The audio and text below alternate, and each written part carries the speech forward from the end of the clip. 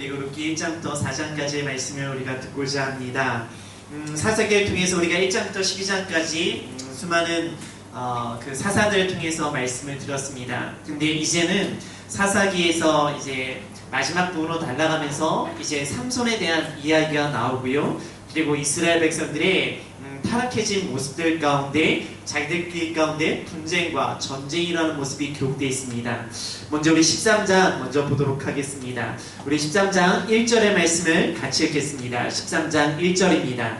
시작.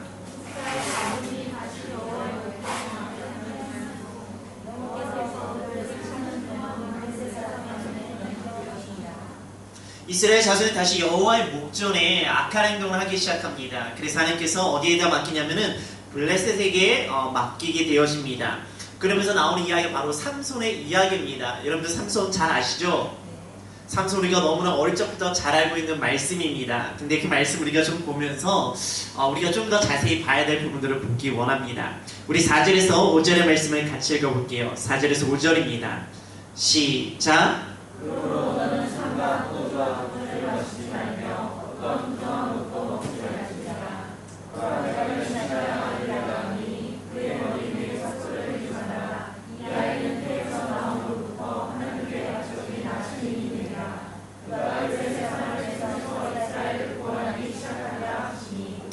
네, 여기서 나실이라는 이야기가 나옵니다. 나실은 구별된 사람, 하나님께 드려진 사람을 이야기합니다. 그러면서 무엇을 하지 말라고 이야기합니까? 포도주와 독주를 먹지 말고 어떤 것도 먹지 말라고 이야기합니까? 부정한 어떤 것도 먹지 말라고 이야기합니다. 그리고 머리에 삭도를 대지 말라라고 이야기합니다. 이 나실인에 대한 내용은 사실 민수기 6장 1절에서 2절에서 나실인에 대해서 이야기하고 계세요. 우리 먼저 민수기 6장 1절에서 2절을 우리 읽어보도록 할게요. 민수기 6장 1절에서 2절입니다.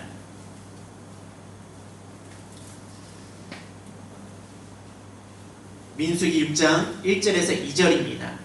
시작.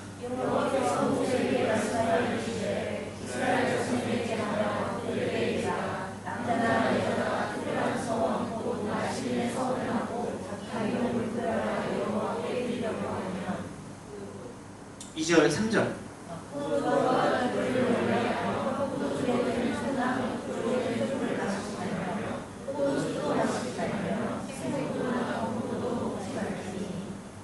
그래서 나실인의 모습 가운데 사실은 음식에 대한 부분들이 강하게 나오고 있습니다. 그리고 나서 이제 삭도의 부분도 되어 있는 부분이 있어요. 그래서 삼손은 태어날 때부터 하나님께서 택함을 입었고 그리고 하나님부터 인해서 구별되어진 사람으로 드려진 사람으로 자라게 되어집니다. 그러니까 하나님께서 어떻게 하십니까? 13장 24절을 볼게요. 13장 24절입니다. 같이 읽게요. 시작.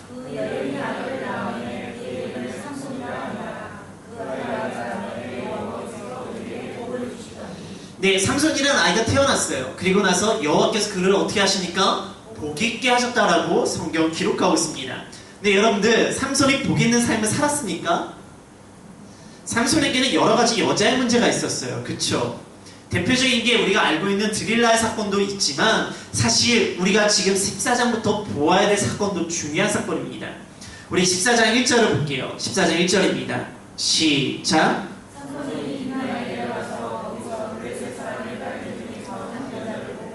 지금 사실 24절에 어떻게 됩니까? 그가 자라남에 여호와께서 복을 주셨는데 14장 1절은 뭐냐? 딥나에 내려가서 블레셋 여자랑 결혼하는 거예요. 여러분들 하나님께서 금하신 것이 무엇입니까? 이방 여인과 결혼하는 것이었잖아요. 끊임없이 하나님께서 말씀하시는 이방 여인도 결혼하지 말라는 거였어요. 근데 여호와께 복을 받은 사람이 14장 1절에 시작하는가 이방 여인과 결혼한 거예요. 그것도 누구랑? 블레셋 사람이랑. 지금 이스라엘 백성이 누구의 통치를 받고 있습니까? 블레셋의 통치를 받고 있잖아요. 근데 그곳에 있는 여인과 결혼합니다. 그러니까 부모님이 속이 타는 거예요. 화가 나는 거예요. 근데 그 이유가 있습니다. 우리 14장 4절 말씀 읽게요. 4절입니다. 시작.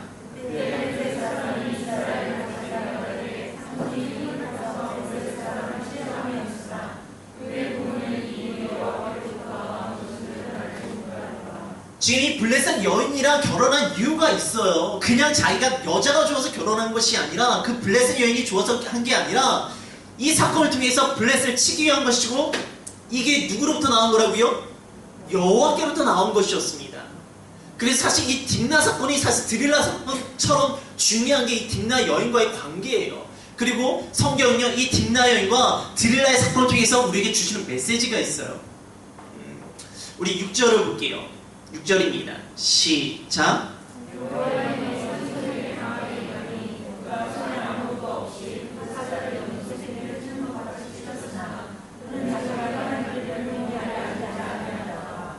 육절에 뭐라고 기록해 있습니까? 삼손이 여호와의 신에 감동되었다라고 되어 있어요. 지금 이방 여인과 결혼한 것이 잘못됐다라면 하나님께서 감동을 시킬까요? 안 시킬까요? 안 시켜요. 근데 이게 누구로 인해서? 여호와로 인해서 이것을 통해서 블레셋을 치기 위한 사건이니까 그에게 누가 임합니까? 여호와의 신이 임하는 거예요. 그리고 나서 8절과 9절의 말씀 볼게요. 8절과 9절입니다. 시작.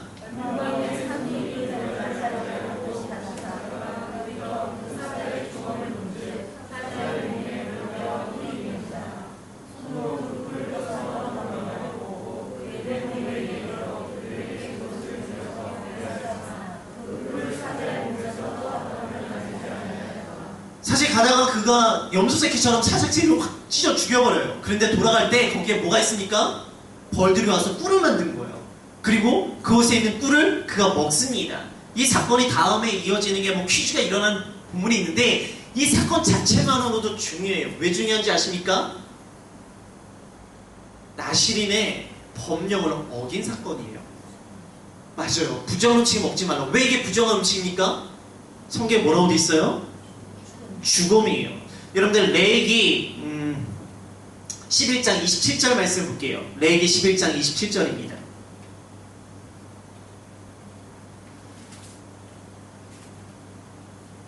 레위기 11장 27절을 볼게요.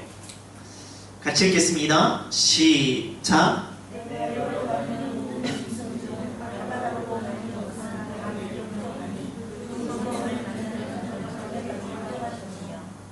뭐라고 되어 있죠? 죽음을 만지는 자는 부정하다고 되어 있어요. 근데 레위기에서는요, 부정한 것을 만지면 다 부정하게 돼요. 그러면 지금 여기에 죽음에 있던 꿀은 어떨까요? 부정한 걸까요? 좋은 걸까요? 부정한 거예요. 근데 우리가 전에 뭘 읽었죠? 13장에 포도주와 독주를 먹지 말고 어떻게든지 뭘 먹지 말라고요? 부정한 걸 먹지 말라고 했어요. 그러면 지금 삼손은 나실인의 법령을 지킨 겁니까? 못 지킨, 어긴 겁니까? 어긴 거예요. 근데 이 사건을 해서 하나님께서 그에게 힘을 뺏었을까요? 안 뺏었을까요? 안 뺏어요. 왜? 왜 안 뺏어요? 여호와께서 나실인의 법령을 어겼는데 왜 안 뺐습니까? 그 이유는 하나입니다. 여전히 그는 하나님을 향한 마음이 있기 때문이에요. 하나님의 뜻 가운데 있기 때문이에요. 그래서 오히려 이 사건을 통해서 12절과 14절을 볼게요. 사사기 14장 12절과 14절입니다. 시작.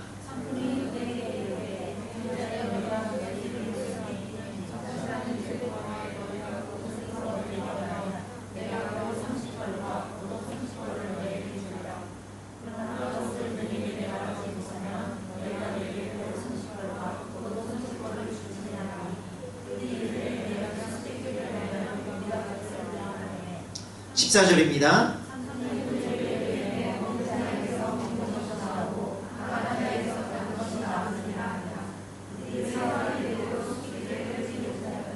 그 죽음의 사건이 사실 이 수수께의 사건으로 연결되어집니다. 그래서 15절에서 17절을 보면은 그냥 눈으로 읽어보세요.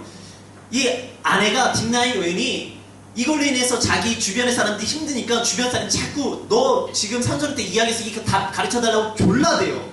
엄청 졸라댑니다. 그래서 삼손이 어떻게 합니까? 말을 해줘요. 근데 이 사건이 동일하게 비슷하게 나오는 데가 있어요. 사사기 16장 15절입니다. 사사기 16장 15절 우리 같이 읽어볼게요. 시작.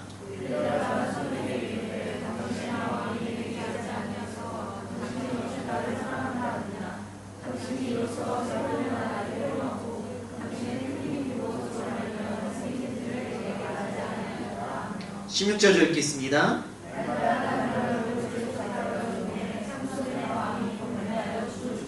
(17절) 앞부분 뭐라고 그래요? 삼손이 진정으로 토해버립니다. 근데 사실 여기서도 딥나의 사건에서도요, 여인이 자꾸 졸라대니까 삼손이 이 답을 얘기해줘요. 뭡니까 답이? 단 것은 꿀이고 강한 것은 뭡니까? 사자였어요. 이게 답이었어요. 그냥 얘기해줬어요. 그러니까 삼손은 일단 여자한테 약해요. 그건 맞아요. 근데 이 사건 때문에 삼손이 힘들어지는가? 아니에요. 삼손이 힘들어지지 않아요. 근데 16장에서는 이 사건을 토했을 때 힘들어져요. 왜? 여자에게 약한 거는 맞는데 왜 이 사건을 통해서는 오히려 계속 볼게요. 19절에서 20절을 볼게요. 19절에 20절입니다. 시작. 14장입니다. 14장 19절에서 20절입니다. 시작.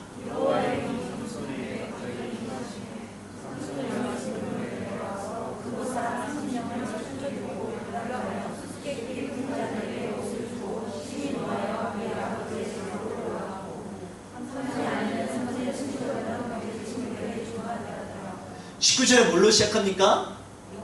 여호와의 영이, 여호와의 신이 삼손에게 임합니다. 여자한테 흔들렸는데 오히려 여호와의 신이 그에게 임해요. 그래서 힘을 발휘해서 그것을 다 쳐서 다 갖다줘요.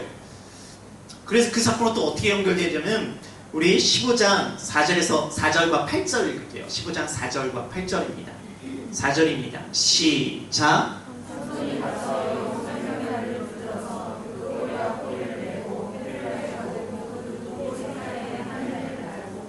8절입니다.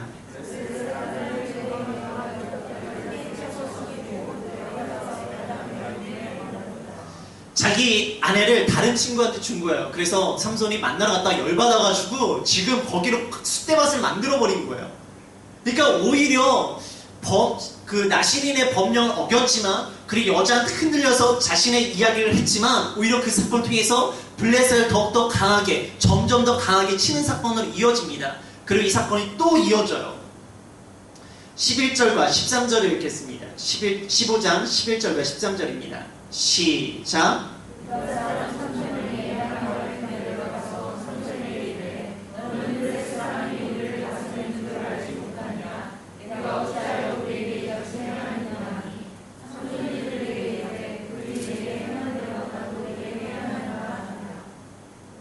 (13절입니다)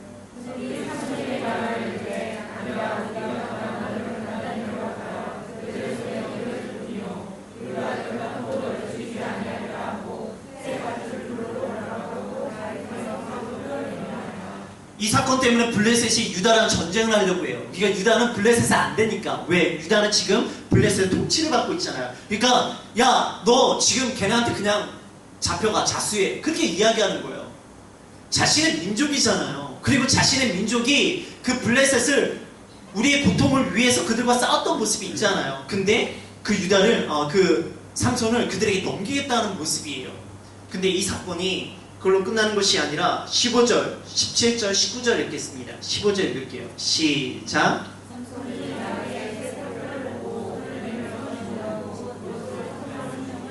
17절입니다.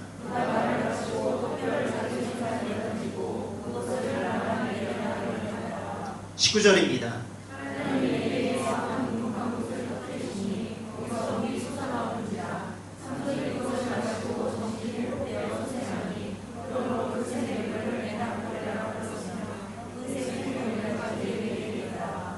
삼손은 점점 힘이 커집니다. 그래서 나귀의 섹터로 1000명을 죽여요.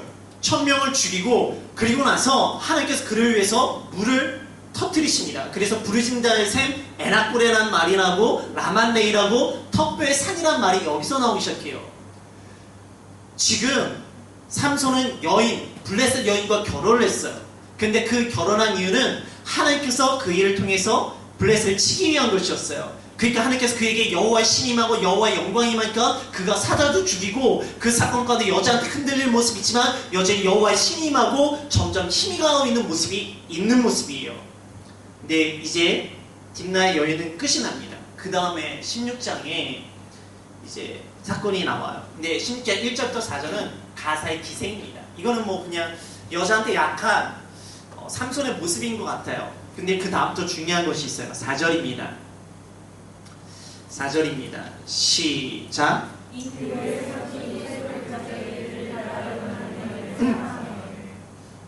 드릴라 이 여인을 어떻게 한다고요? 어떻게 돼 있죠? 드릴라 이 여인을 삼손이 사랑한다고 돼 있어요. 딥나의 여인을 사랑해서 그가 그와 결혼했나요?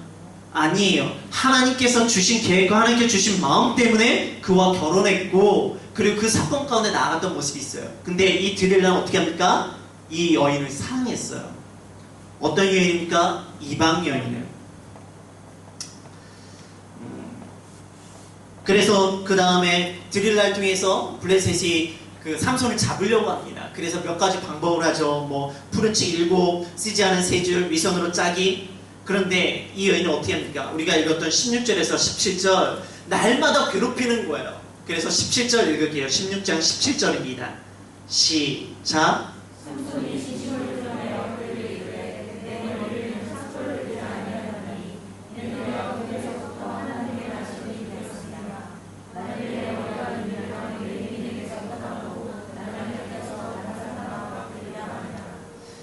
머리를 밀면 힘이 떠난다고 이야기합니다. 머리를 밀면 힘이 떠납니까?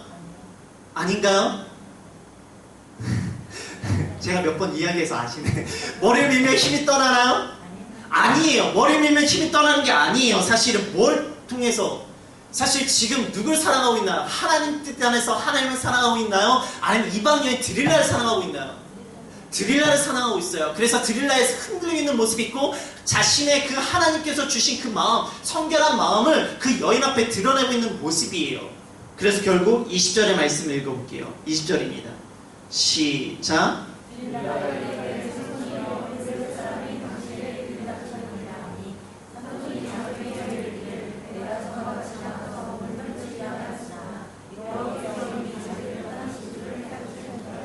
깨닫지 못해요. 왜? 자기는 여전히 하나님이랑 함께 있다고 생각하고 있는 것인지, 아니면 자기의 머리카락이 잘라진 거 모르는 건지 모르겠지만 깨닫지 못해요. 근데 힘은 없어요. 그에게 능력이 일어나지가 않아요. 그래서 그의 모습이 어떻게 되십니까?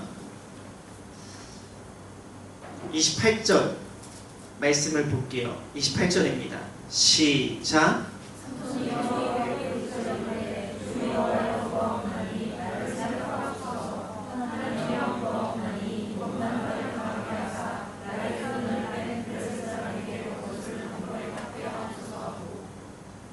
그렇게 해서 어떻게 되십니까? 다시 힘이 생겨서 그것을 무너뜨립니다. 근데 삼손의 사건을 좀 정리해 볼 필요가 있어요. 14장 4절에 보면은 블레셋을 치기 위해서 딥나 여인과 결혼을 합니다. 그리고 14장 9절에 보면 부정한 음식 꿀을 먹어요. 근데 그의 힘이 사라졌습니까? 사라지지 않아요. 오히려 더 힘이 커지고 여호와의 신이 감동되어지는 사건이 일어납니다. 근데 그 중간에 뭐가 있었습니까? 가사의 기생이랑 만납니다.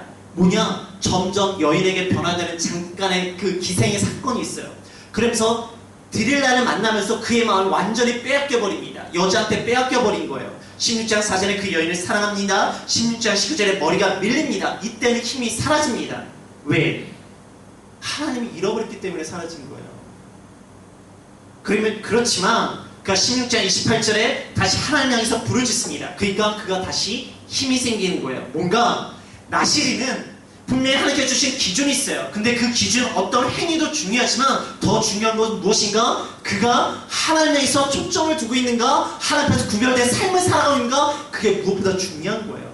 어떤 행위를 하고 안 하느냐 중요할 수 있겠죠. 그러나 그가 하나님 안에서 하나님께 초점을 두고 하나님께 예배하는 자로 살아간다면 그에게 부족한 것이 있고 실수가 있어도 하나님께서 넘어가십니다. 그런데 그의 모습 하나님이 잃어버리면은 자그마한 거 한 가지만으로도 그 힘이 잃어버리고 하나님 앞에서 무너질 수 있는 삶을 살 수 있다는 것, 그것이 바로 삼손의 사건이에요. 우리가 드릴라만 알면 안 돼요. 이 딥나의 사건도 잘 알아야 됩니다. 하나님께서 이 딥나의 사건을 통해서 그의 부족한 것, 나약한 것이 있지만 여전히 그에게 힘을 주시고 그에게 능력을 주시는 분이세요. 우리는 온전치 못해요. 누구도 모르게 실수할 수 있고 넘어질 수도 있고 죄를 질 수도 있어요. 근데 그 어제 넘어지는 것이 아니라, 아파하는 것이 아니라 내가 지금 하나님 앞에서 올바로 서 있는가? 그럴 때 우리는 다시 일어날 수가 있습니다. 우리 17장을 볼게요. 17장은 에브라임 산지 미가의 사건입니다. 우리 2절과 3절의 말씀을 같이 읽어볼게요. 2절과 3절입니다. 시작.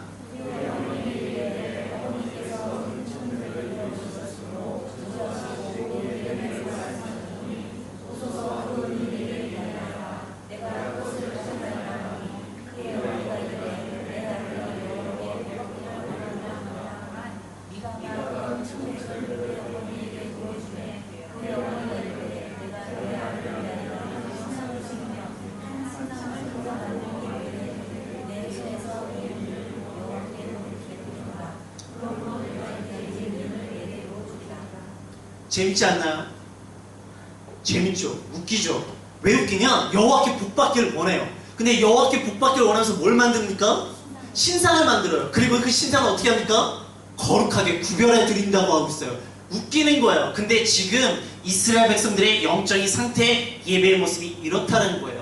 여호와를 섬긴다 하면서 뭘 합니까? 성경에, 율법에 그렇게 하나님을 섬기는 것이 아니라 자기들이 원하는, 자기들이 만든 것을 여호와라고 생각하는 모습들, 그리고 그것을 거룩하게 드리면 하나님께서 나에게 복을 줄 것이라는 생각들, 하나님을 섬긴다고 하지만 성경에 기록된 하나님을 섬기는 것이 아니라 자기들이 원하는 하나님, 자기들이 만든 하나님을 섬기는 모습들, 그것이 바로 지금 이스라엘의 영적인 상태입니다. 출애굽기 20장 4절 찾아보지는 않겠어요. 뭡니까? 십계명 내용이에요. 거기서 뭐라고 이야기합니까? 뭐를 만들지 말라고요?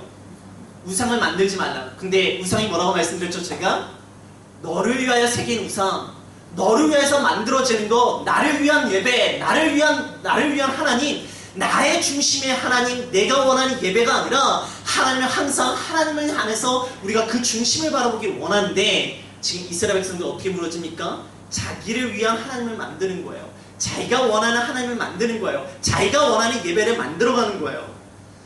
그래서 5절을 볼게요. 17장 5절입니다. 시작.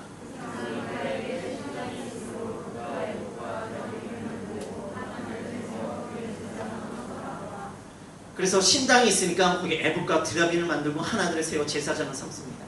제사장 누가 됩니까 원래?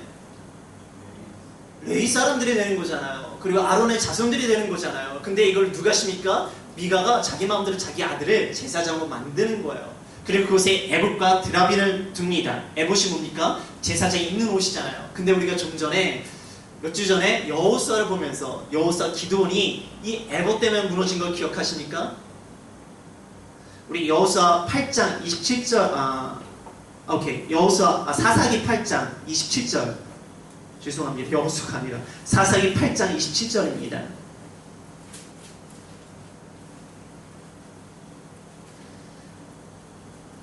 시작.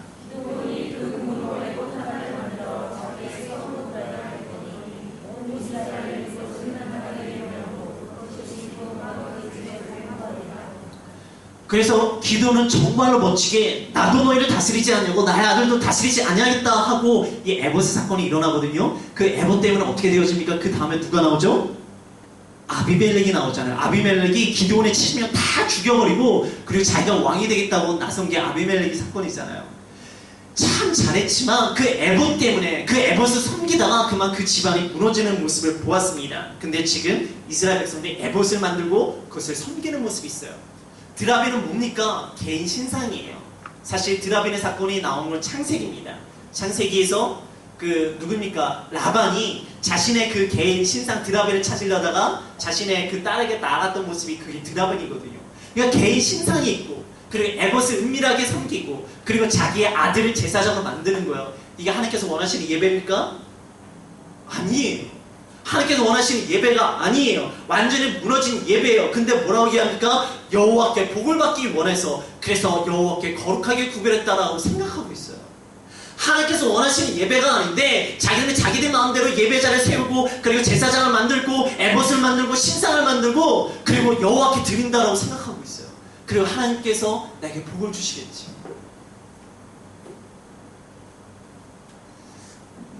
근데 그 일이 왜 그런가? 6절의 말씀을 같이 읽어볼게요. 사사기 17장 6절입니다. 시작.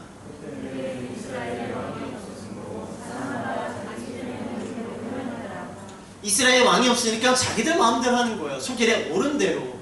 그러니까 내가 이렇게 생각하면 이게 하나님께 원하는 것이고, 내가 이렇게 되면 하나님께서 하는 방법이야. 내가 이렇게 하는 것이 예배의 방법이야. 자기들 마음대로 하고 있는 거예요.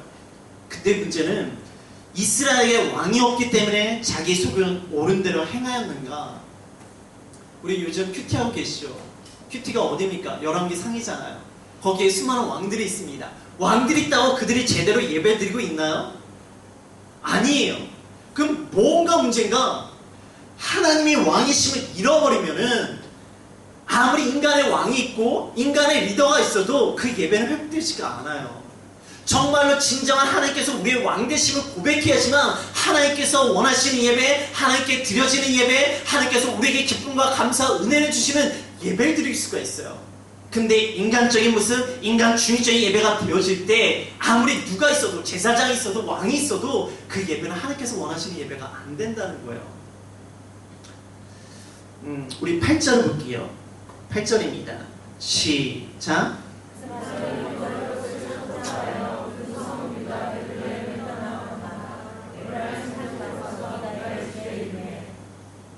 지금 레인이 베들레헴을 떠납니다. 여러분, 레인에게 하나님께서 기업을 주셨습니까? 안 주셨습니까? 안 주셨어요. 왜 안 주셨냐면은 그는 예배를 섬기는 사람이기 때문에 기업을 주지 아니하셨어요. 근데 레인이 왜 떠납니까? 지금 예배가 이렇게 무너진 거예요. 마음대로 제사장을 세우는 거예요. 그럼 레인이 어디 가서 뭘 제사장을 하고 뭘 섬기겠습니까? 기업도 없어요. 어떻게 살지도 몰라요. 그러니까 그가 자기 살 길 찾아서 떠나가는 거예요. 왜? 예배가 무너졌기 때문에. 우리 10절을 볼게요. 10절입니다. 시작.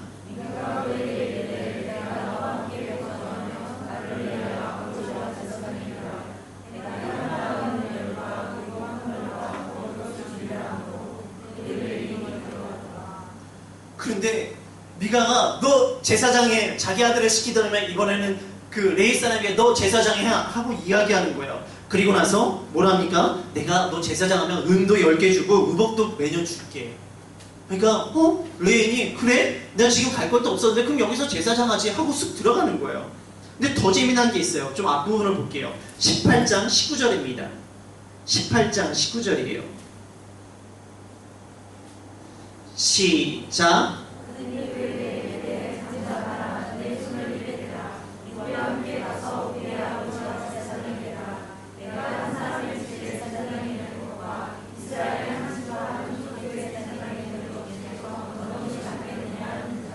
사실 앞부에서 볼 이야기인데, 좀 더 볼 얘기인데, 단지파 가다가 그 레위 사람을 만난 거예요. 야, 너 그 미가의 집에서 제사장 할 바에야 우리 단지파 제사장이 더 낫지 않냐?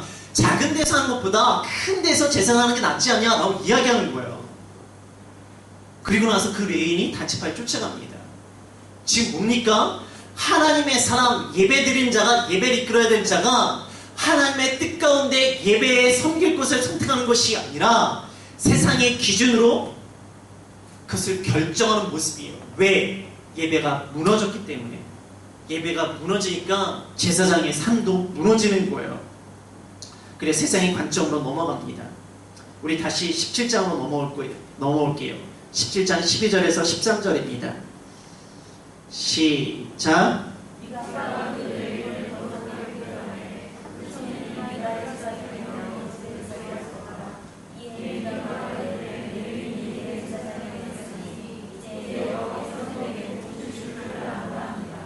이런 레인이 제사장이 되면 하나님께서 복을 주실까요?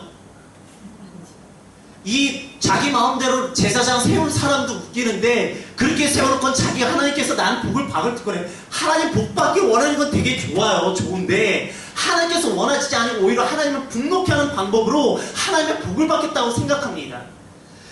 레인이 제사장이 된다고 복을 받는 것이 아니에요. 한 사람 한 사람이 하나님께서 예배제가 되어질 때, 하나님께서 원하시는 예배제가 되어질 때 그것을 하나님께서 주시는 복이 일어납니다. 그리고 그 복이 뭔지 아십니까? 하나님과 함께하는 삶이잖아요. 제가 지난주 설교 때 뭐라고 얘기했어요? 난 하나님의 복된 사람이다. 그게 뭐라고요? 내가 하나님의 사람인 것을 고백하는 것이 복이라고요. 그것이 진짜 복 있는 사람은 어떤 사람인가? 내가 승리자라고 선포한다고요. 세상이 복이 아니라 내가 하나님의 사람입니다. 그리고 하나님의 사람인 것을 내가 안다는 것, 그것이 복입니다. 그것을 복으로 선포할 때 나는 세상 가운데 승리자입니다. 근데 우리가 좀 더 앞에 볼 룻기에서 이 말씀을 고백합니다. 룻기 2장 4절을 볼게요. 바로 뒤에 있어요. 룻기 2장 4절입니다. 같이 읽게요. 시작.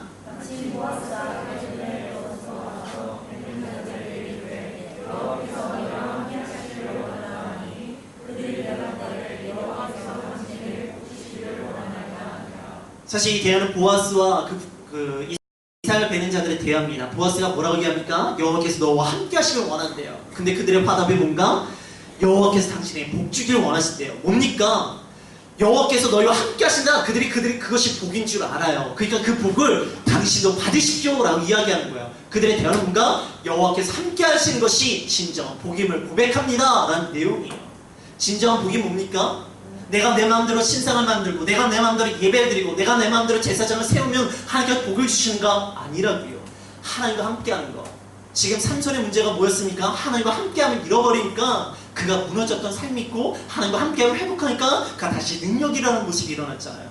오늘은 본문에서도 중요한 것은 제사장이 있고 무슨 예배가 있고 뭔가 성교가 될 것이 있는 것이 중요한 것이 아니라 여기는 한 사람 한 사람이 예배자로 하나님과 함께하고 있는 삶을 살아가고 있는가? 그것이 중요하다고요. 여러분 이번 주에 저 취임 예배 있죠. 오동석 목사가 여기서 취임한다고 여기에 복을 받을 것 같죠? 할렐루야. 아멘 하시면 감사합니다. 그러면 안 돼요. 왜 안 되는가? 오동석 목사 한 사람이 여기에 세워진다고 복을 받고 부흥이 일어나는 것이 아니라고요. 여기는 한 분 한 분이 하나님 앞에서 예배자가 되어지고 하나님 앞에서 거룩한 삶을 살아갈 때 그것을 하나님과 함께하는 삶, 그것이 복이라고요. 그것을 통해서 뭐가 일어나는가? 승리가 일어나고 하나님의 은혜가 일어나는 줄 믿습니다. 이것이 복이에요. 그래서 오동성사 그럼 필요 없네 그렇게 생각하시면 저는 마음이 아프겠지만 중요한 것은 하나님이세요. 하나님이 나와 함께하고 있는가? 하나님의 교회에 함께하고 있는가? 내 삶 가운데 내가 하나님 것이 아름답게 살아가고 있는가? 그래서 끊임없이 기도하십시오. 하나님 내가 예배자로서 하나님께서 올바르게 살아가고 있습니까? 그 모습이 일어나야 됩니다. 우리 18장으로 갈게요. 사사기 18장입니다. 18장 1절을 볼게요. 1절입니다. 시작.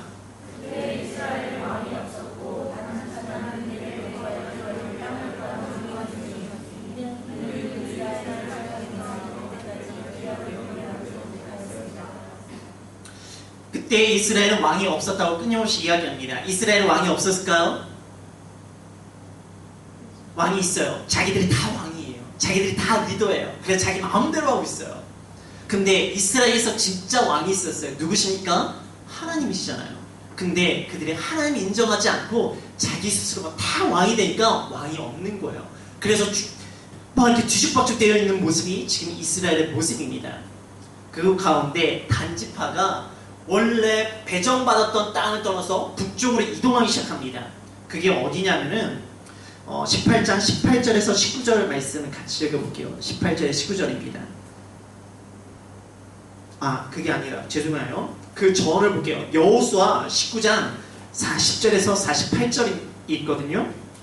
여호수아 19장 40절에서 48절의 말씀을 같이 읽을게요. 시작.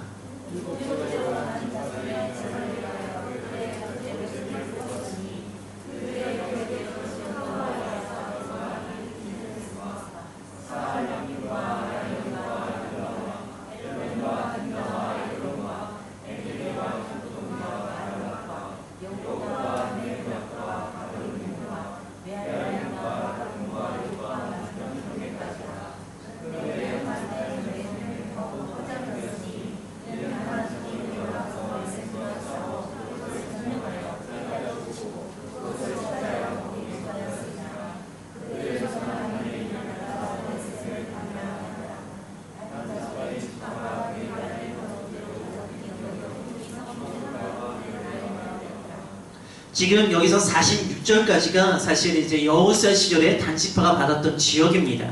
근데 그곳에 머물렀던 것이 아니라 그들이 어떻게 합니까? 47절에 48절을 통해서 원래 있던 지역에서 벗어나 북쪽으로 이동합니다. 그 본문이 오늘 사사기 18장에 구체적으로 기록되어 있는 본문이에요. 그래서 북쪽으로 올라가다가 누굴 만납니까? 미가의 집에 있는 제사장 레위 사람을 만나게 되어져요. 우리 18절에서 19절을 사사기 18장 18절에서 19절의 말씀을 읽을게요. 사사기 18장 18절에서 19절입니다. 시작.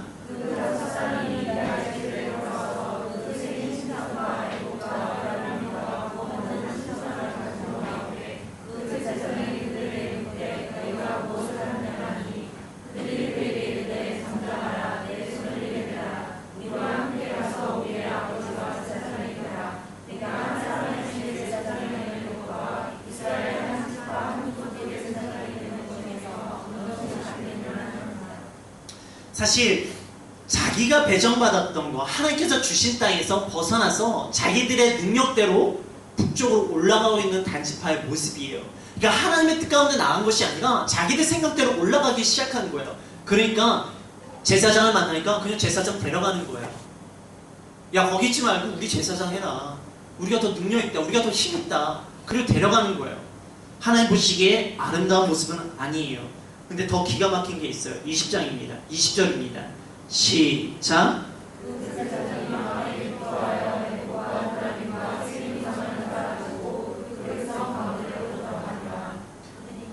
20절에 뭐라고 시작합니까? 제사장이 마음에 기뻐하고 있어요. 하나님의 마음에는 기가 막힐 거예요. 사람들은 기뻐할지 모르지만 하나님은 기가 막힐 거예요. 지금 다는요, 하나님의 명령에는 전혀 상관없이 자기들 마음대로 나가고 있어요. 그리고 제사장은 그걸 보면서 기뻐하고 있어요. 하나님이 기가 막힐 부르시예요. 그런데 더 기가 막힌 사건들이 일어납니다. 24절에서 26절입니다.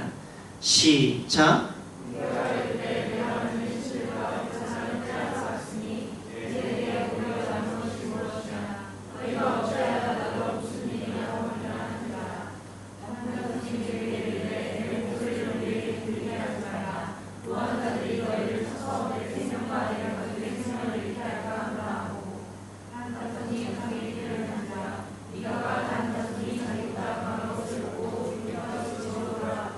지금 뭐라고 합니까? 단지파가 자기가 뺏어놓고 너 죽일 거야 협박하고 있는 거예요. 그러니까 그 모습을 보고 그들에게 하나님이 있어서 돌아온 것이 아니라 그들이 나보다 강하기 때문에 돌아갑니다. 지금 이스라엘 백성들이 뭐에 의해서 움직입니까? 말씀입니까? 하나님의 뜻입니까? 아니요. 힘에 의해서 움직이고 있어요. 힘이 있으면 자기 멋대로 왔다 갔다 하면서 자기 원하는 대로 가는 것이고, 제사장도 마음대로 생기는 것이고, 힘이 없으면 뺏기는 상황이 돼버리는 거예요. 그리고 아무 말도 할 수 없는 상황이 지금 이스라엘 백성들의 상황입니다. 근데 그 레위 사람이 누군지 아십니까? 30절을 볼게요. 시작.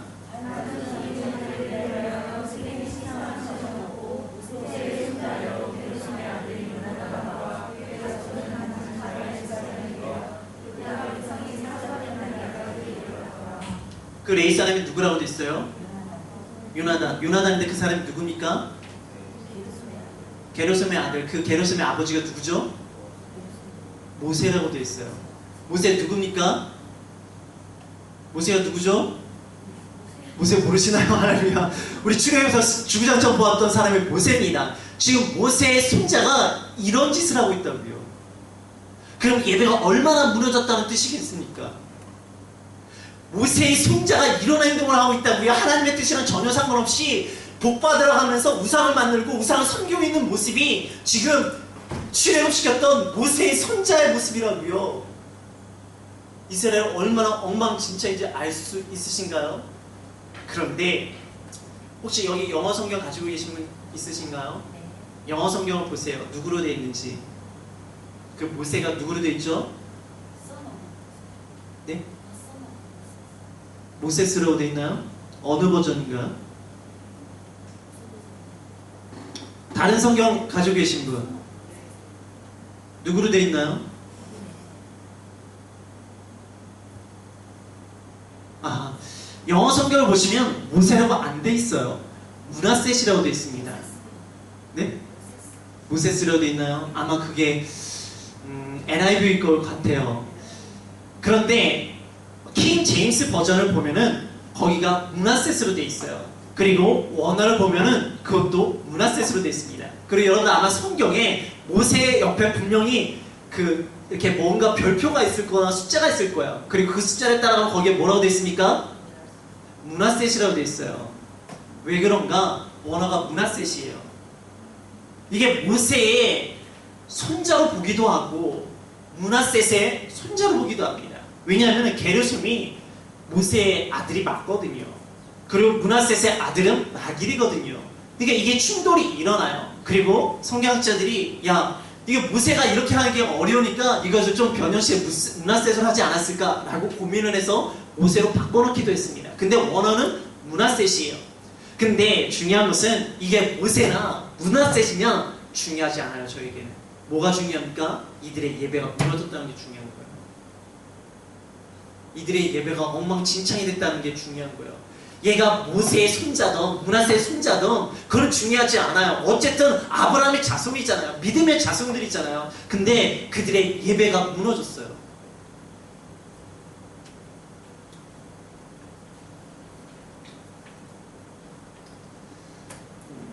우리 19장을 봅시다.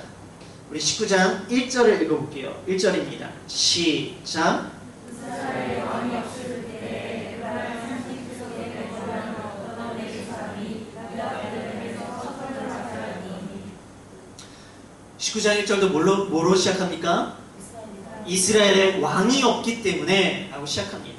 또 왕이 없어. 하나님을 무시하는 거야. 하나님을 인정하지 않는 거예요. 그러니까 자기들 또 멋대로 그것도 레위 사람이 2절을 볼게요. 시작.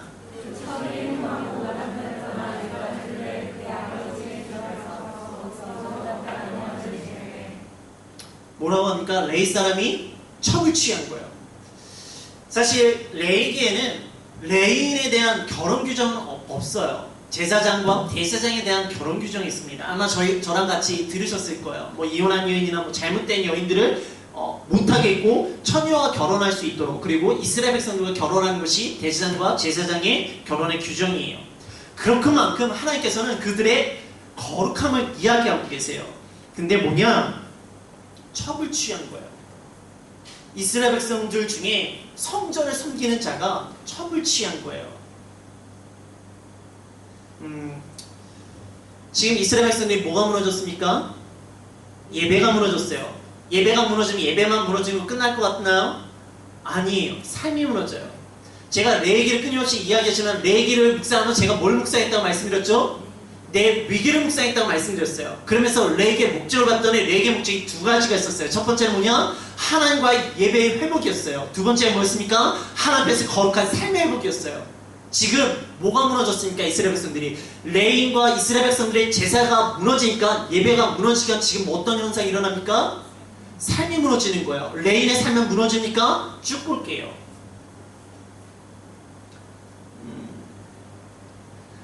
그리고 우리 11절에 12절의 말씀을 보겠습니다. 19장 11절과 12절입니다. 시작.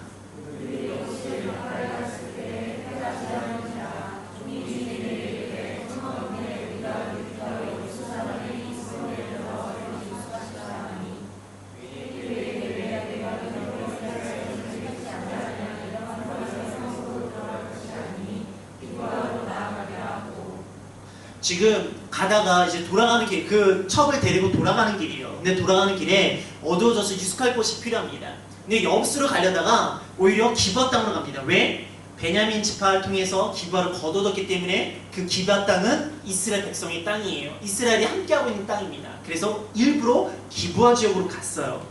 15절을 볼게요. 시작.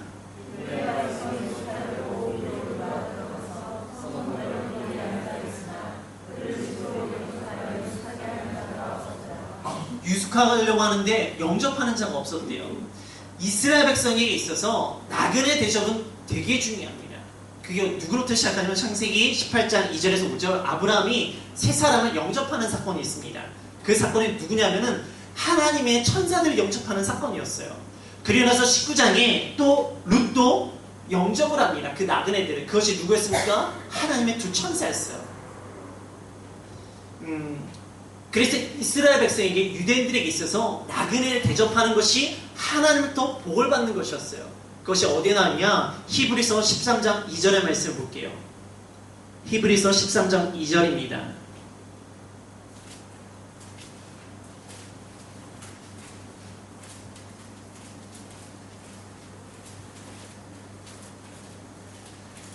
히브리서 13장 2절입니다. 같이 할게요. 시작.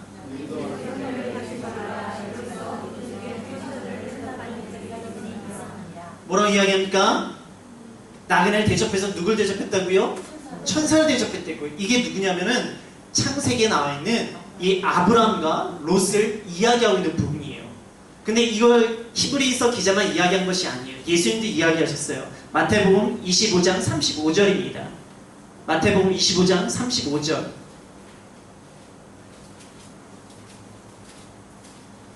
같이 읽겠습니다.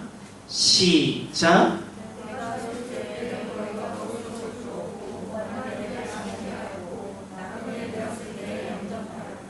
뭐라고 이야기합니까? 지금 예수님이 너희들이 나를 영접했대요. 그 사람들이 예수님을 영접했나요? 아니요. 나그네를 영접한 거예요. 나그네를 영접한 게 누굴 영접한 거라고요? 예수님 영접한 거라고 말씀하고 계시는 거예요. 그래서 이것을 구약 때부터 이스라엘 백성들에게, 유대인들에게 나그네 대접은 중요한 거였어요. 왜? 그것을 통해서 천사를 대접하고 하나님을 대접하고 그걸 통해서 복을 받는 것이었기 때문에 그들에게 중요합니다. 근데 이걸 정말 잘 지키는 사람들이 있어요. 누군지 아십니까? 무슬림들이 철저하게 지켜요. 저는 사실 이제 아우르체를 돌아다니면서 무슬림들한테 도전을 받는 것이 의외로 많아요. 제가 튀니지역을 아우르체를 갔는데 거기서 거지전도 여행을 떠납니다.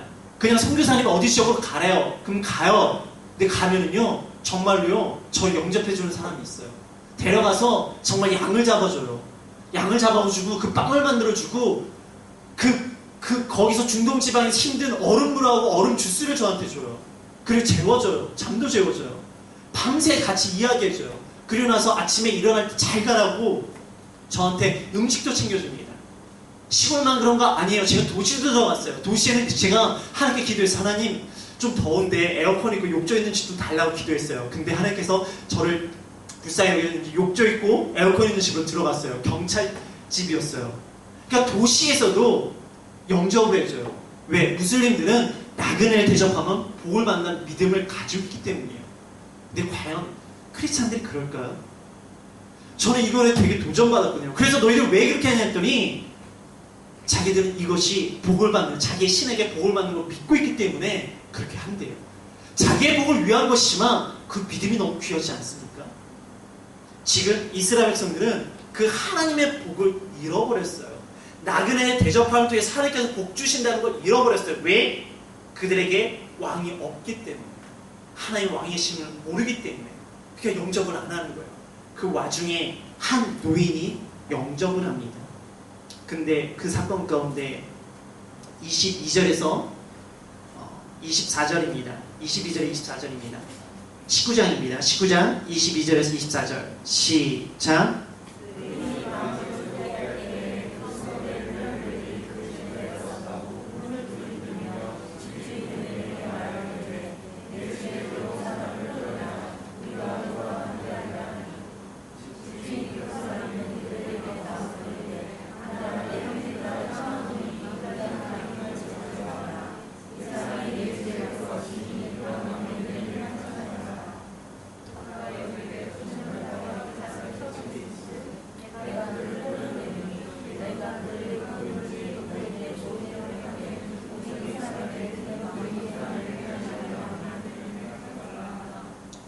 지금 뭡니까?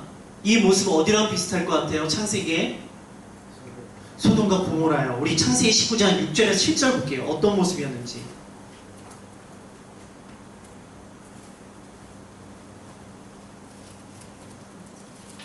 창세기 19장 6절과 7절입니다.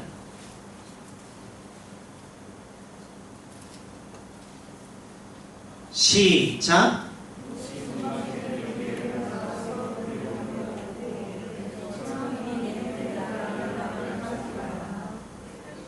7절.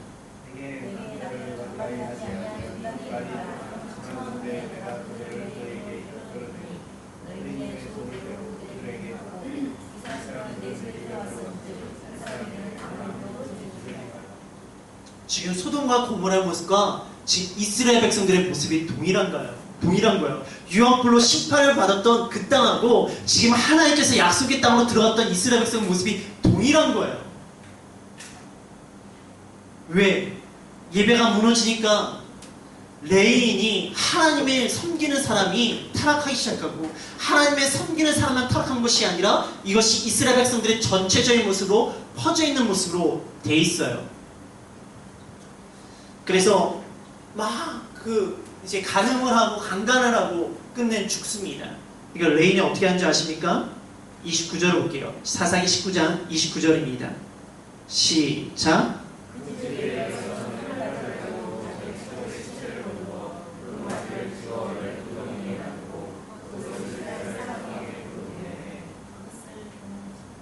그것을 12조각을 내가지고 이스라엘 백성들에 보낸 거예요.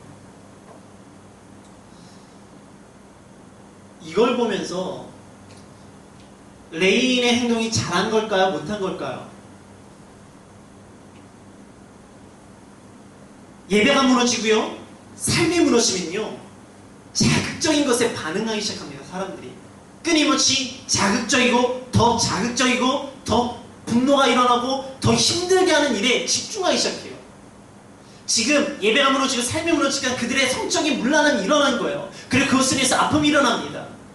그런데 레인이 그것을 더 분노케 하는 12조각을 내어주고, 이 12조각은 어떻게 되는지는 아십니까? 베냐민 지파와 나머지 이스라엘 백성들이 싸움을 일어나게 하는 사건으로 연결되었습니다.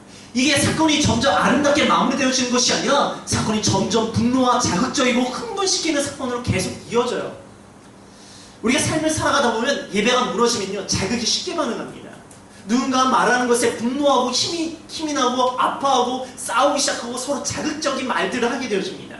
그런데 예배가 회복되어진 사람은 자극에 반응하지가 않아요. 누가 그랬습니까? 다윗이 그랬어요. 다윗이 압살롬에 의해서 쫓겨날 때 시므이가 야 이 비동한 자야 흙 뿌리고 막 놀립니다. 근데 다윗은 어떻게 합니까? 그냥 돌아, 하나님께서 하실 것이고 하나님께서 갚으실 것이다 라고 이야기하고 갑니다. 신약에서 예수님의 아버지 요셉이 자신의 정원한 여인이 혼인하지도 않고 관계를 가지지 않았는데 임신을 했잖아요. 그러면 데리고 와서 돌로 쳐 죽여야 되거든요. 근데 그는 의로운 사람이라 그것을 드러내지 않고 끊으려 한다고 이야기합니다. 자극적으로 대하지 않아요. 우리가 요즘 요한일서를 통해서 계속 듣죠. 사도 요한이 어떻게 합니까? 그가 사랑을 이야기했으면 사랑이었나요? 아니요. 자신의 형제가 그리고 자신의 동역자가 비참하게 죽었던 상황이고 자기도 너무나 힘든 상황이었어요. 근데 그가 자극적인 것에 반응합니까? 아니요. 끊임없이 사랑을 이야기합니다. 근데 이게 사람으로 끝나나요? 아니요. 하나님이 반응하지 아니하세요.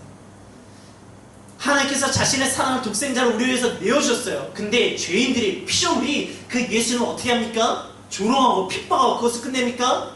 십자가에 매달리고 창으로 찌르고 죽여버렸어요. 근데 하나님께서 그것에 자극적으로 대하셨나요? 아니요. 하나님은 그것을 참고 인내하시고 우리에게 사랑으로 다가오신 거예요. 그렇기 때문에 우리가 이 자리에 있는 거예요. 만약에 하나님께서 그것에 대해서 반응을 하셨다면 여기에 살아남을 사람이 아무도 없어요. 근데 그 하나님께서 우리를 사랑하시고 기다리시기 때문에 우리가 예배를 하는 것이고 우리가 이 땅에 하나님의 평화와 하나님의 사랑을 위해서 기도할 수 있는 사람으로 만드셨다는 거예요. 예배가 회복되어지면요, 자극을 받는 것이 아니라 자극에 반응하지 않아요. 여러분들, 우리의 삶 가운데 날 끊임없이 세상이 나를 자극하는 것들이 있어요. 말로 자극하고 관계로 자극하고 나의 자리로 자극하고 수없는 자극이 있습니다. 근데 그 자극에 반응하지 마세요. 예배자로 나아가십시오. 그리고 그 자극에 반응하지 말고 하나님의 사랑을 이야기하십시오. 그런데 얘는 반응한 거예요. 그러니까 이스라엘 백성들도 또 거기에 또 반응을 하기 시작했어요. 그러니까 전쟁이 일어난 거예요. 20장을 볼게요. 사사기 20장입니다. 6절을 볼게요. 시작.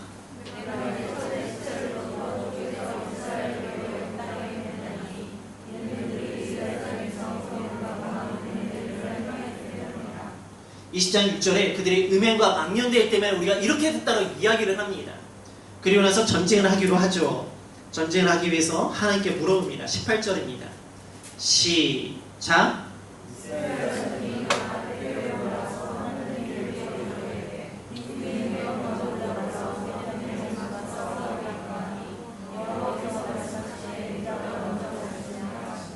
이스라엘 백성들은 자신 있어요. 베냐민이 잘못했고 우리는 잘한 것이 잘했어요. 왜냐하면 쟤네들은 망령된 행동을 했고 음행을 했기 때문에 우리가 나가면 싸우는 거예요. 그럼 하나님께 당당히 물어봅니다. 하나님 누가 나가서 칠까요? 그래 유다가 나가서.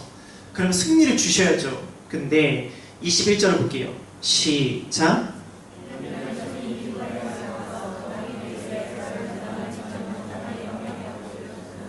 졌어요. 그리고 25절 볼게요. 시작.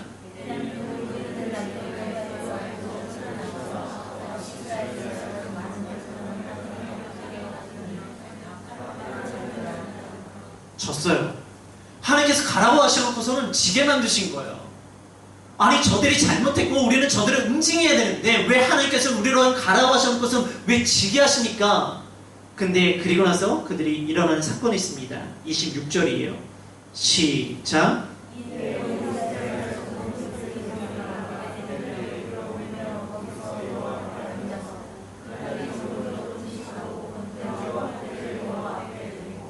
그들이 뭐합니까? 금식하고 번제와 화목제를 드립니다.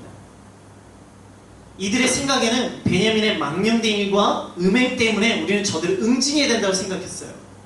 근데 전쟁에 승리하지 못해요. 그리고 나서 그들이 금식과 번제와 화목제를 드립니다. 그러면서 하나님께서의 반응이 있어요. 28절입니다. 시작.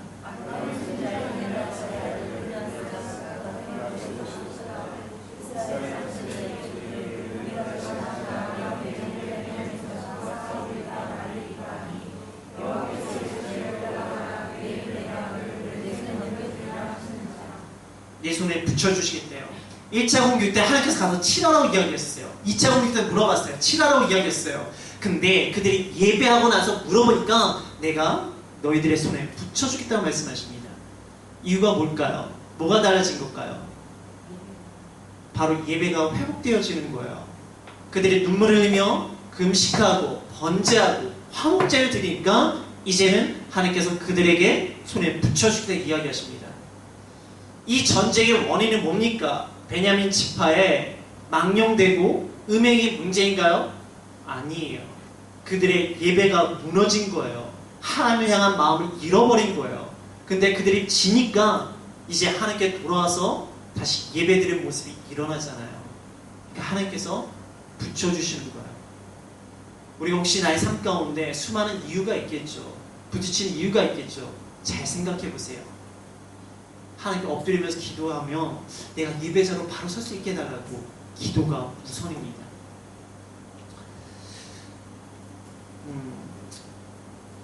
우리 21장을 볼게요. 21장 그리고 나서 전쟁을 했어요. 그래서 이제는 베냐민 지파에게 절대로 이제 우리 여자를 주지 말자. 그래서 베냐민 지파가 이 사건을 해서 완전히 몰살되게 돼버린 거예요. 남은 자도 별로 없는데 이제 저런 사람들이랑 결혼하지 마 하고 하니까 완전히 베냐민 씨가 죽게 된 거예요. 그 상황 가운데 21장 4절과 6절입니다. 4절과 6절 이렇게 읽을게요. 시작.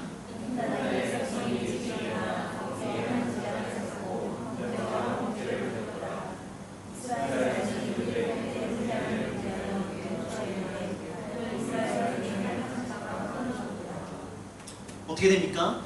그들이 흥분해서 안 줄 거야 했는데 예배를 드리고 나서 그들이 어떻게 되었습니까? 뉘우치기 시작한 거야. 우리가 잘못했습니다. 우리가 우리의 민족을 죽일 뻔했군요. 우리의 지파를 사라지게 할 뻔했군요. 우리가 너무나 흥분하고 우리가 너무 자극받다 보니까 전쟁을 하게 되고 전쟁하는 가운데 우리의 지파인데 우리의 같은 직구인데 우리가 죽이려고 했군요. 그래서 그들이 예배를 드리고 나니까 회개가 일어나는 거예요.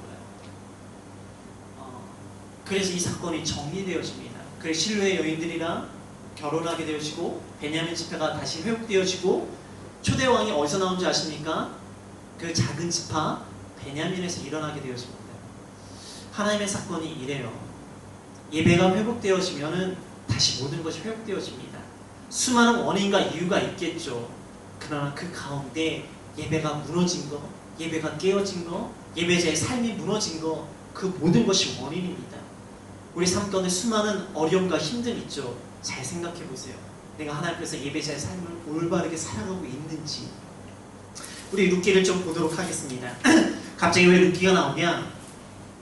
룻기는 사사기 시대에 일어났던 사건이에요. 그리고 이 사사기에 일어났던 사건이 사실 이제 왕정 시대로 넘어가는 데 있어서 브릿지 역할을 하는 게 룻기입니다. 우리 룻기 1장 1절을 볼게요. 시작.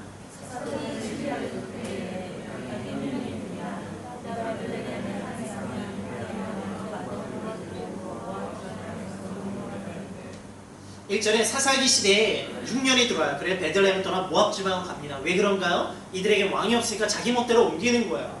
하나님께 주신 땅을 함부로 옮기면 됩니까? 안 됩니까? 안 돼요. 아까도 단도 옮겼잖아요. 근데 그 전에 아브라함도 마음껏 옮겼습니다. 마음대로 옮겼다가 어떻게 됩니까? 아내를 누이라 했다가 어려움 처했죠. 그리고 또 이삭도 그랬어요. 하나님께 머무는 곳에 있지 않냐고 자기 마음대로 그랄 땅에 갔다가 또 자기 안에 빼앗기는 사건들이 있었죠. 하나님의 백성의 움직임은 하나님의 인도하신 가운데 움직여야 돼요. 근데 레위 사람도 자기 멋대로 움직였고 이스라엘 백성들은 멋대로 움직이고 단지파도 멋대로 움직이고 개인도 멋대로 움직이는 거예요. 왜? 하나님을 왕으로 인정하지 않기 때문에 자기 멋대로예요. 그래서 어떻게 되었습니까? 가뭄을 피해 갔다가 오히려 가족이 피해를 입어요. 남편이 죽어요. 그런데 돌이키지 않아요. 그리고 어떻게 합니까? 모압 여인들과 자신의 아들들을 결혼시킵니다. 땅을 떠난 것도 잘못되었어. 자기의 남편을 잃어버린 거예요. 근데 그것 때문에 정신 못 차리고 모압 여인과 자기 아들들을 결혼시키는 거예요. 그러니까 어떻게 돼요? 두 아들도 죽었어요. 그리고 나서 그 나오미가 돌아오게 되었습니다. 그때 며느리가 오르바와 룻이 등장하는 거예요. 오르바는 돌아갔어요. 근데 룻은 되게 귀한 고백을 합니다. 16절에 17절 말씀을 같이 읽게요. 시작.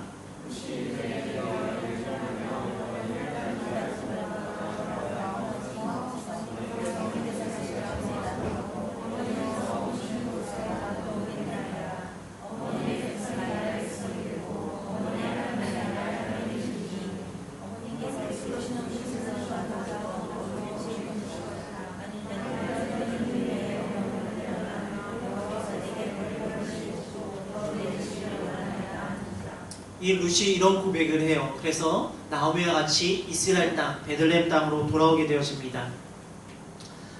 그러면서 이제 나오미가 원래 나오미 이름의 뜻이 기쁨이거든요. 그래 나 기쁨이라고 하지만 나 너무 괴로워. 그래서 말하라고 이야기하라고 이야기합니다. 하지만 다시 돌아온 것이 진정한 기쁨이에요. 하나님께 돌아온 것이 진정한 기쁨이에요. 그래서 그 이후로 좋은 사건들이 이루어지는 거예요. 2장부터 2장 3절을 볼게요. 시작.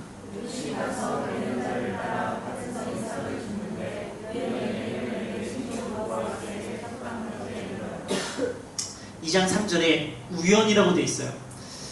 제가 설교할 때 믿는 자에게 우연이 있을까요? 없을까요? 없어요. 뭐가 있다고 말씀드렸습니까? 하나님의 섭리만 있다고 말씀드렸어요. 목사님 그런데 우연이 있는데요? 그쵸, 우연이 있어요. 근데 이 우연이라는 단어를 영어 성경에 뭐라고 하면 happen이라고 되어 있어요. 그리고 이 happen이라는 단어를 조금 더 가면 happy라는 단어를 씁니다. 이 happy라는 단어가 우연이라는 단어예요. 근데 제가 이거 원어를 좀 봤어요. 원어를 봤더니 이 happy라는 단어가 원래 무슨 뜻이냐면 fate라고. 맞나요 발음? 할렐루야. 제가 영어를 할 때마다 약간 두근거림이 있어요. 이게 뭐냐면은 운명, 숙명이라는 단어가 있어요. 근데 그 단어에 어근을 찾아봤어요. 어근을 찾아봤더니 그 단어의 뜻이 뭐냐면 appointment예요. 약속이에요. 뭡니까? 약속으로 이루어진 숙명입니다. 이게 뭐죠? 우리가 말하는 하나님의 섭리예요.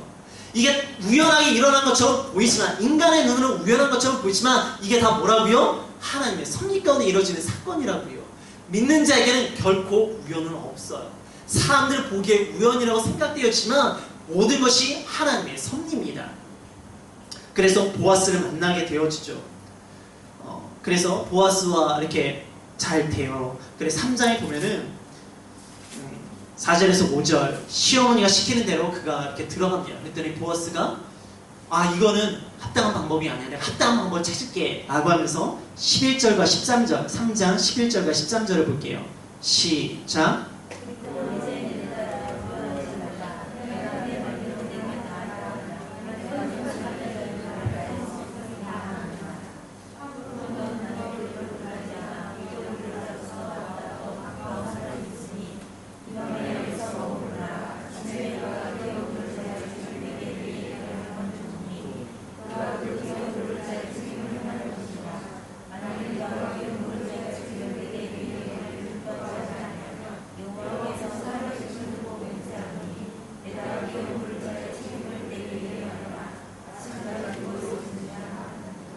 온전한 하나님의 방법으로 내가 너를 맞이하겠다는 모습이에요. 사실은 보아스는 유력한 자라고 되어 있어요. 이게 유력한 자는 뭐냐면 경제적으로 부유한 자라는 뜻을 가지고 있어요. 이 여인은 그냥 취할 수도 있어요. 근데 하나님 보시기에 아름다운 방법을 가집니다. 그래서 4장에 그 과정들이 기록되어 있어요. 4절에서 6절에 보면 사실 보아스보다 더 가까운 친척이 있습니다. 근데 그가 물은다고 했다가 거부해요. 왜냐면은 이게 레위기를 보면 레위기 25장 25절을 보면은 그렇게 되면은 내가 이 사람이 빚이 있으면 내가 이 사람의 빚도 갚아줘야 돼요. 그러니까 이 사람이 이 여인으로 해서 내 재산이 손해가 있기 때문에 나 그러면 안 물어 이렇게 돼버려요. 그러나 신발을 벗어버립니다. 이게 민수기 25장 9절에 10절 신발 벗기운 자의 그것이 이 사건 가운데 기록되어져요. 그래서 보아스랑 결혼하게 되어집니다. 우리 4장 17절을 읽을게요. 4장 17절입니다. 시작.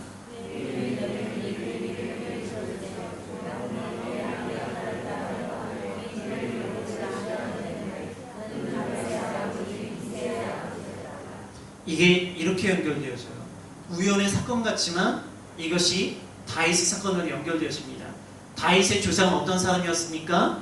이방 여인이었어요. 하지만 그 이방 여인은 어떤 사람입니까? 하나님을 쫓고자 하는 이방 여인이었어요. 그래서 하나님이 그 룻을 사용하신 거예요. 그 아버지는 그 조상은 누굽니까? 보아스예요. 자신의 능력으로 그 여인을 취할 수 있지만 하나님의 방법으로 취한 사람이에요.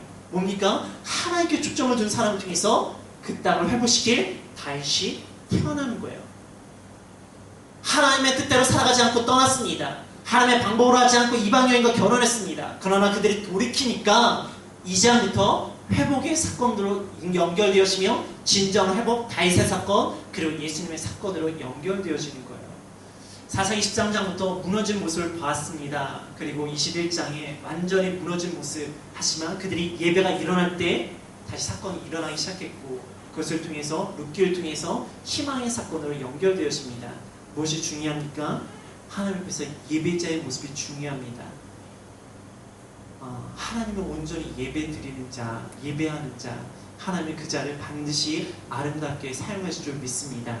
지금 이 시간 우리 함께 기도하겠습니다.